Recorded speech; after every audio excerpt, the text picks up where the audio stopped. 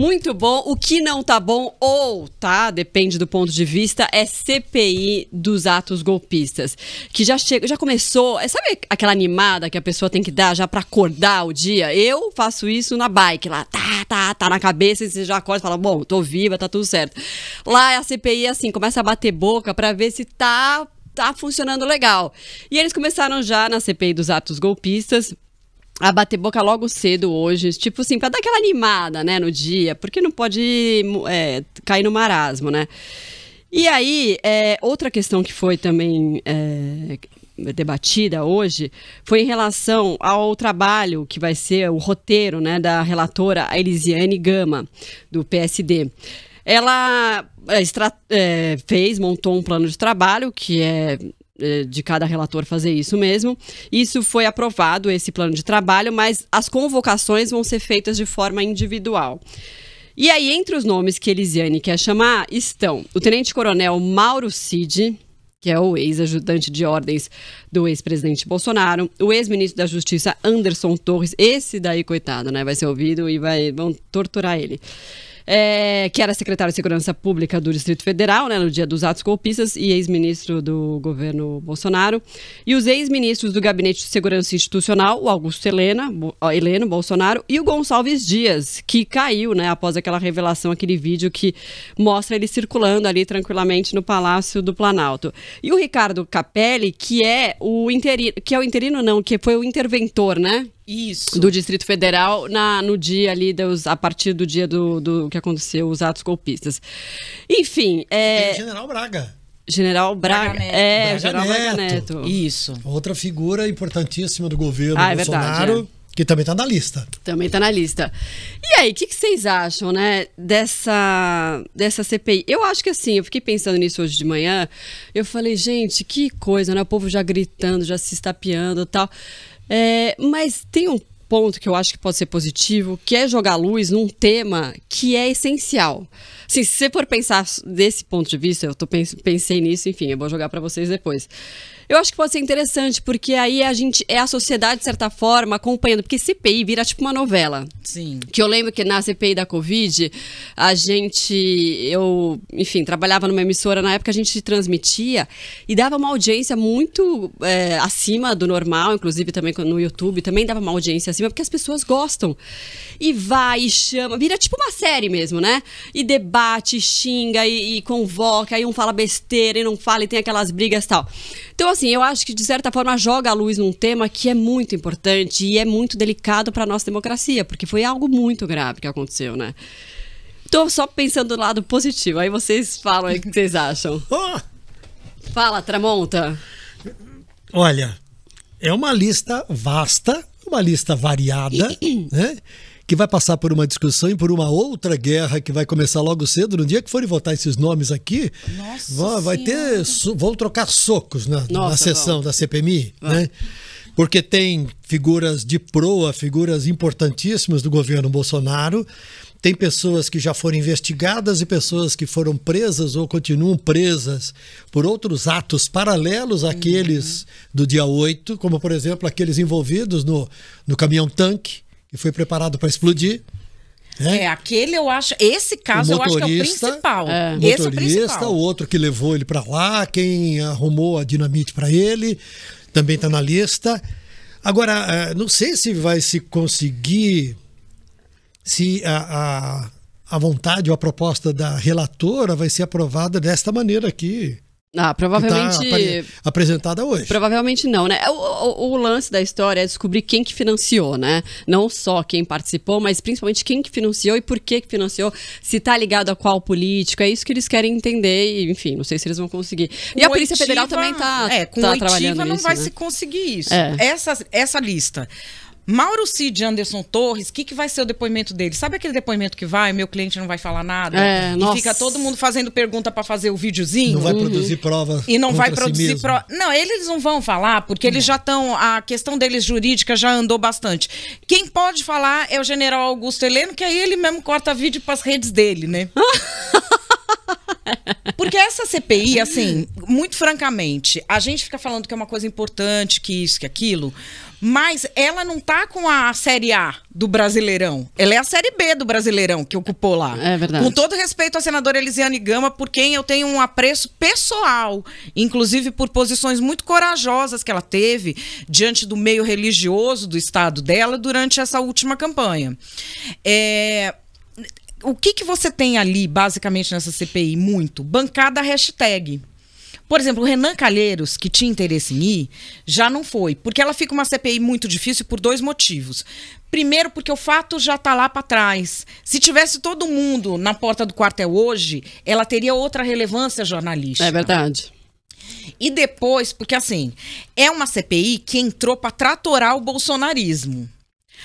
Aí ela entra assim e o cara que comanda o GSI do Lula me falsifica a fita do negócio. E ele estava lá no dia. Então ela é uma CPI que o deslinde dela, revelar informações reais, é ruim para os 2 lados. Sim.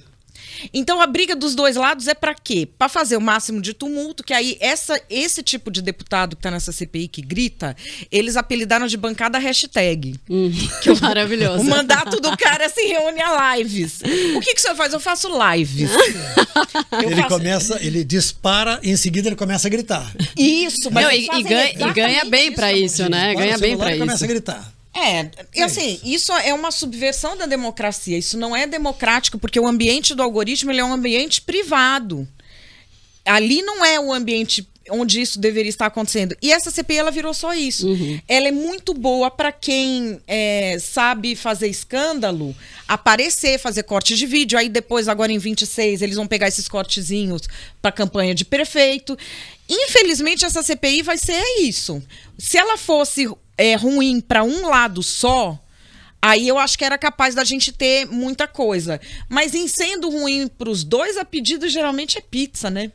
Pois é, e aí o bate-boca que eu estava falando no começo foi por conta da presença do deputado André Fernandes do PL, porque ele que fez o pedido de abertura da CPMI.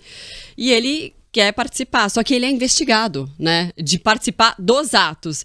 É muito louco isso, né? É inacreditável. E o presidente da comissão fala, não, quem indicou, os líderes dos partidos é que indicaram os participantes da CPMI.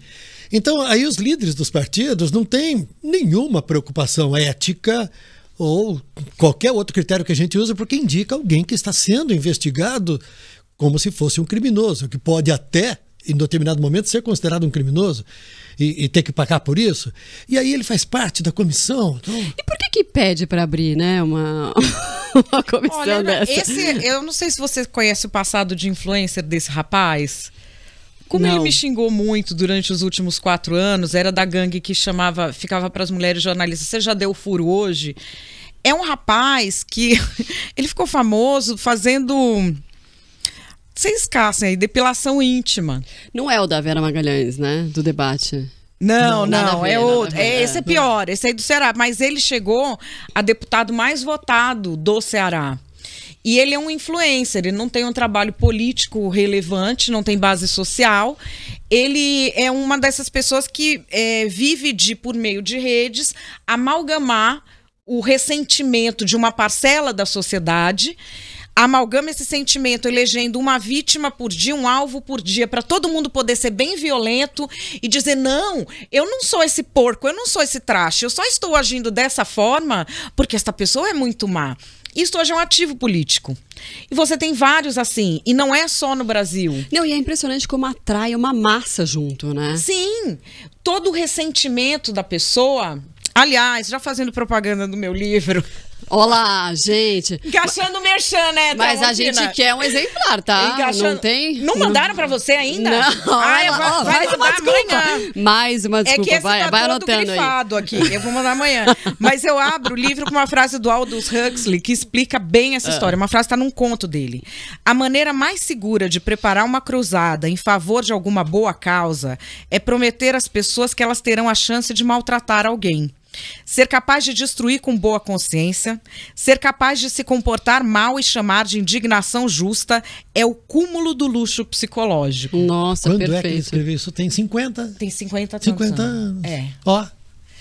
continua atual. E vai ser atual por muito tempo. Muitas das fontes que eu uso para falar desse universo digital, do poder, do cancelamento, são fontes da década de 60. Que discutiam o surgimento dos spin doctors, da assessoria de imprensa, de você pautar o debate público de uma maneira diferente. Agora a gente chega num outro nível que nós já vimos com as redes sociais, vamos chegar a outro ainda com a inteligência artificial. E a gente está vendo que o parlamento não sabe lidar com essas figuras, né, Tramontina? Não sabe, é desesperador, cara. Agora, a despeito do seu otimismo, da sua esperança, que eu acho que também é a nossa, sendo nós como jornalistas, muito ingênua, sempre imaginamos que vai melhorar, né? Quando a gente olha para a CPI da Covid, deu em nada. Não deu em nada, mas levantou bastante material, né? Nesse aspecto, ela cumpriu um papel importante, mas como resultado final de punição àqueles que cometeram crimes contra a sociedade brasileira e contra a saúde dos brasileiros, até agora nós não vimos nada. Então aí a gente fica no meio do caminho e olha para a CPMI do 8 de janeiro, né? É uma discussão tão importante. E ao mesmo tempo também você olha, né? É dinheiro público sendo gasto ali, né? A torta e a direita ali. Eu escrevo muito sobre isso, que hoje em dia você consegue fazer marketing político usando dinheiro público. Porque ali o que você tem é marketing. Como boa parte dos projetos de lei que você tem é puro marketing. Vou falar até de bem intencionados, super bem intencionados. Projetos de lei, por exemplo, eu já fui assessora parlamentar. Projetos de lei estabelecendo o direito a ter uma doula, não sei o quê. O que é doula?